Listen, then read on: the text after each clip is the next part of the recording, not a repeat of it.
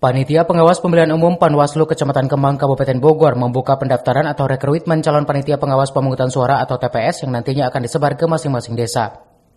Hari pertama rekrutmen pengawas TPS yang digelar di kantor Sekretariat Panwaslu Kecamatan Kemang, Perumahan Komplek Green Java, Blok E11 Kemang Kiara, Desa Kemang, Kecamatan Kemang, Kabupaten Bogor, sejak Rabu pagi terlihat antusias ratusan warga melamar untuk menjadi calon panitia Panwaslu.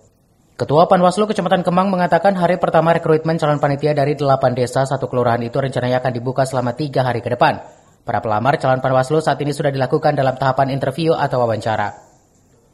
Dalam hari ini, Panwaslu Kecamatan Kemang menyelenggarakan wawancara para calon pengawas TPS di Kecamatan Kemang di Sekretariat Panwaslu Kecamatan Kemang.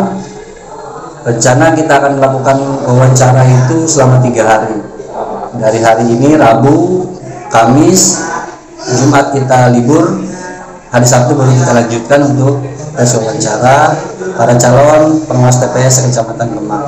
Dibagi 3 desa per hari untuk mengurangi kepadatan lah. Para calon panitia Panwaslu yang diterima nantinya akan ditugaskan ke masing-masing desa sebagai petugas pengawas TPS. Dengan dilakukannya rekrutmen tersebut, pelaksanaan pemilu yang akan digelar 14 Februari nanti diharapkan bisa berjalan lancar dan aman. Dari Kemang, Kabupaten Bogor, Suhanda Abriji melaporkan.